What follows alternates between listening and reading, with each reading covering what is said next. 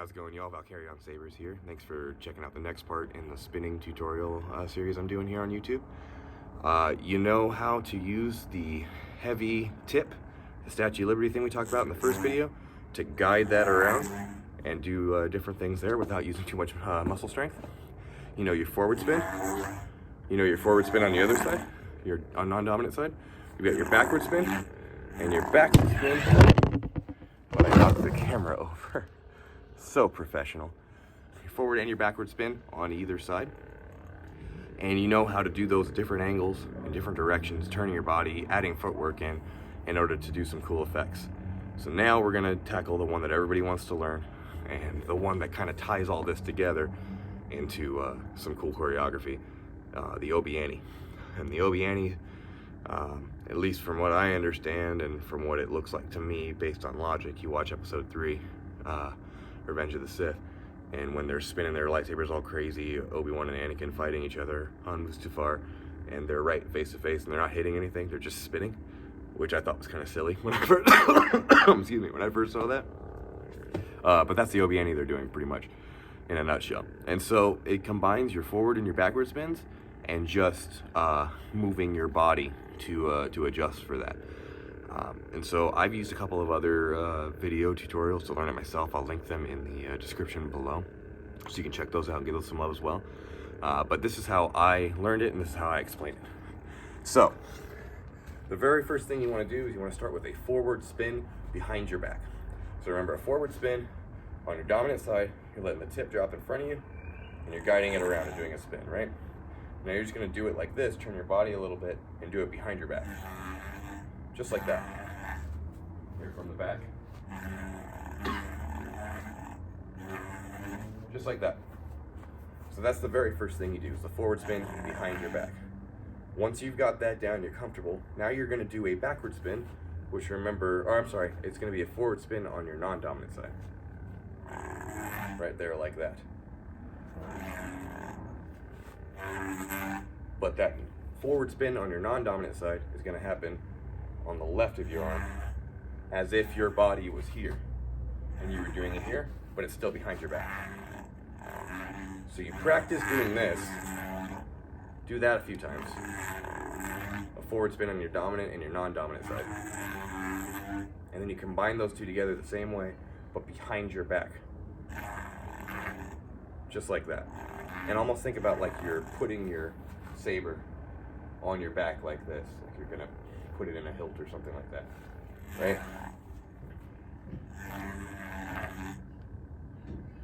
So forward spin on your outside, forward spin on your inside, still behind your back. Once you get here, the way I learned it from a video, again I'll put it in the beginning, or in the description, is you're almost imagining that the sword is buckled into your belt buckle like this, and you're drawing the sword out. So you have it here, and you've drawn it out like that. So practice that a couple of times. Put it against your belt. See if you can see what I'm talking about. Like it's sitting here, and you would think you grab it with your left hand. Put your right hand in, upside down like that, and you're gonna pull it out and draw it out in front of you, like you're drawing your sword for an attack. Like that. Do that a few times, get comfortable with that. Have the drawing the sword move down, then all you need to do is combine it into your forward and forward spin on either side of your arm behind your back. Just like that. So I don't know if you could see that. I know the cars are getting a little loud, but the idea is right here like that. That's how you end up, and you can't do anything more from there because it's against you now, and you're gonna smack yourself, and if it was a lightsaber, you'd cut your own arm off. But then you draw it out forward and hit something, of course. So, and you draw it out. When you draw that out, you're ready for the final step, which is to bring it around to do it again. It's a very simple move. It literally is this. So think about, you had your blade over here, somebody was attacking over here, and you pushed it out to block it. That's the whole move. So, Obi-Ani, again, forward spin on your dominant and a forward spin on your non-dominant, but behind your back. Forward, non-dominant forward. When it gets to here, now you're drawing that sword off of your belt and pulling it out forward and bringing it across to do it again. A lot of people like to think of when you're drawing it out and bringing it across as a backward spin. Remember, a backward spin is when we drop the tip behind. And so from here, it is a backward spin. That's what that is. It's a backward spin. So when you get here, think of it as a backward spin to get back over. And right when you get here, do a forward spin again and restart the process. The hardest part about this is getting to this point from here, remembering and figuring out how to draw it in front of you, and then getting back over here smoothly. Some things you might run into when you're learning it.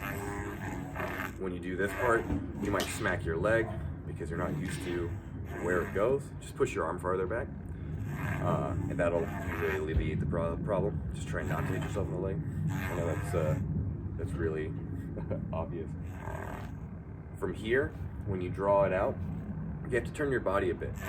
Because if you do it this way, if you just try to draw it across, it kind of smacks your leg and it's awkward and it puts your wrist in an awkward way.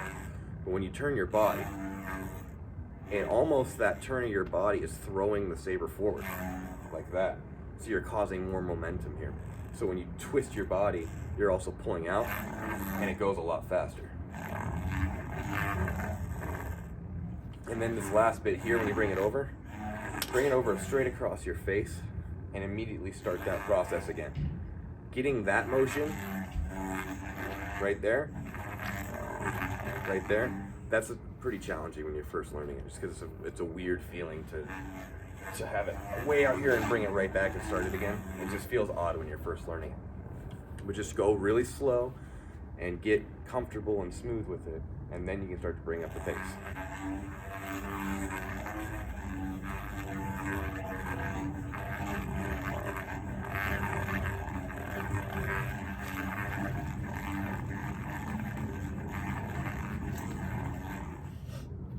Some things to make your Obi-Ani look better. When you're doing the swings over here, turn your body and your hips like this. Leave your feet planted, but do it on that side of your body. So now get a little closer. Turn your body like this to do those parts. Spin, and now your body's facing the other way to do that last part.